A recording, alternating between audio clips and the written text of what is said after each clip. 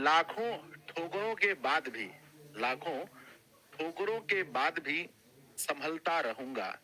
लाखों ठोकरों के बाद भी संभलता रहूंगा। गिरकर फिर से उठूंगा और चलता रहूंगा।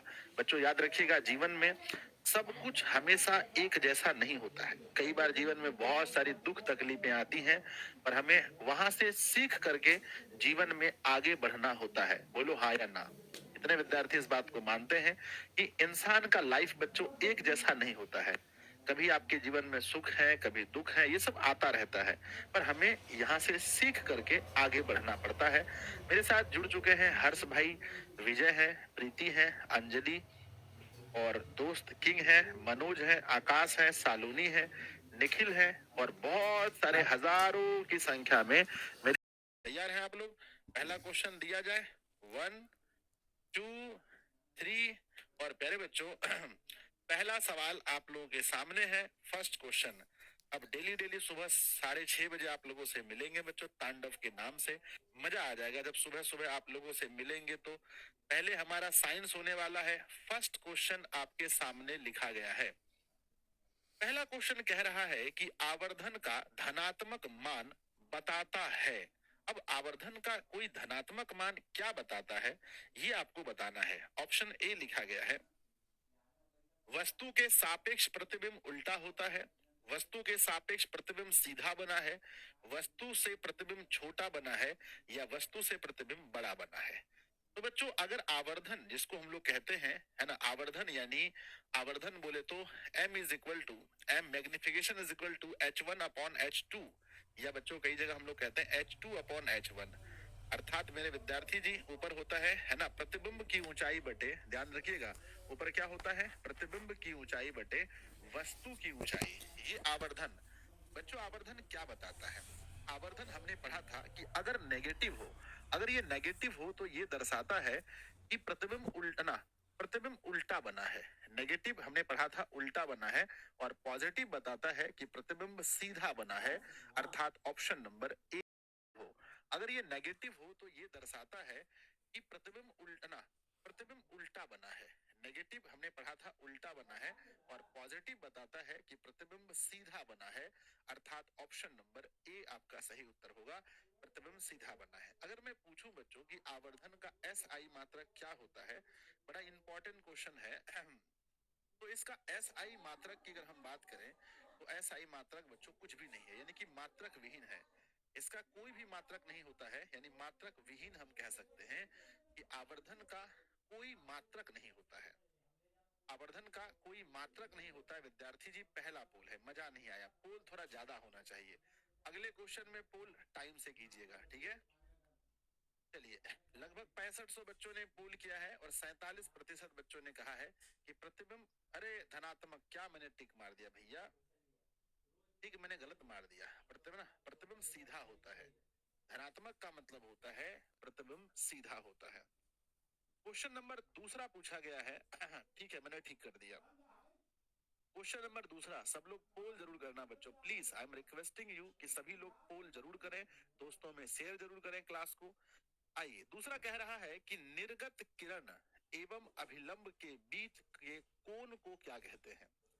निर्गत किरण और अभिलंब के बीच के कोण को क्या कहते हैं? ऑप्शन ए आपतन कोण, ऑप्शन बी परावर्तन कोण, ऑप्शन सी निर्गत कोण, ऑप्शन डी इनमें से कोई नहीं। बड़ा प्यारा सा क्वेश्चन है कि निर्गत किरण जो होता है, निर्गत किरण के बीच में, और मेरे विद्यार्थी जी निर्गत किरण और अभिलंब के बीच में जो कोण बनता है हम उसे क्या कहते हैं? आप लोग पढ़े होंगे, इसके बीच जो कोण बनता है हम इसे निर्गत कोण कहते हैं। ऑप्शन नंबर सी है। बच्चों एक बात बताइएगा, अगर आपसे पूछा जाए कि आपतित किरण, आपतित आपतित किरण और अभिलंब के बीच अगर कोण बने तो इसे क्या बोलेंगे? एवं अभिलंब के बीच अगर कोण बने तो इस कोण को क्या बोलेंगे? तो आपतित किरण और अभिलंब के बीच अगर कोण बने तो हम इसे कहते हैं आपतन कोण। विद्यार्थी जी अगर क्वेश्चन पूछा जाए परावर्तित किरण और अभिलंब के बीच, परावर्तित किरण एवं अभिलंब के बीच अगर कोण बने तो हम इसे क्या बोलेंगे? सर हम इसे कहेंगे परावर्तन कोण। विद्यार्थी जी आप बताइएगा कि आपतन किसके बराबर होता है? तो आपतन कोण परावर्तन कोण के बराबर होता है। आपतन कोण परावर्तन कोण के बराबर होता है। विद्यार्थी जी, आगे हम लोग पूछते हैं कि आपतन कोण परावर्तन कोण, कमजोर मत समझिए। परावर्तन नियम कितने हैं? परावर्तन के 2 नियम हैं। और बच्चों अपवर्तन के कितने नियम हैं? तो अपवर्तन के भी 2 नियम हैं। अगर मान लीजिए कि कोई बच्चों है ना, मान लीजिए कि समतल दर्पण है या फिर समतल सतह है।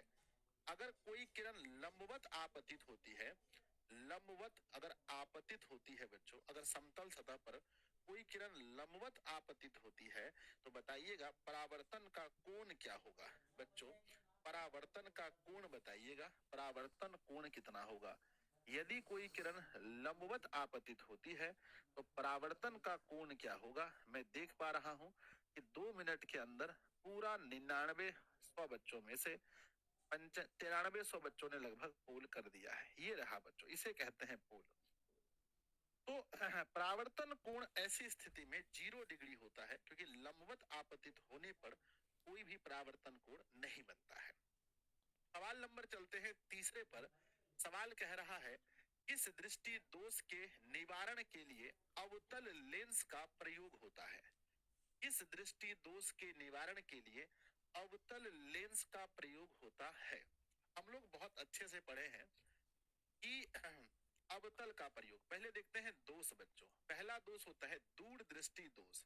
तो दूर में 2 अक्षर है, 1 और 2, 2 अक्षर है। तो इसके लिए हम लोग उत्तल लेंस का प्रयोग करते हैं। एक है निकट दृष्टि दोष, जिसके लिए बच्चों 1 2 3 बीमारी से बड़ा इलाज है, इसके लिए अवतल का प्रयोग करते हैं। बच्चों एक होता है जरा दृष्टि दोष, जिसके लिए हम लोग बाईफोकल लेंस का प्रयोग करते हैं। बाईफोकल लेंस का। तो आप कह सकते हैं कि बच्चों अवतल का प्रयोग हम लोग किस में करते हैं? तो निकट दृष्टि दोष में करते हैं। ऑप्शन नंबर बी आपका सही है।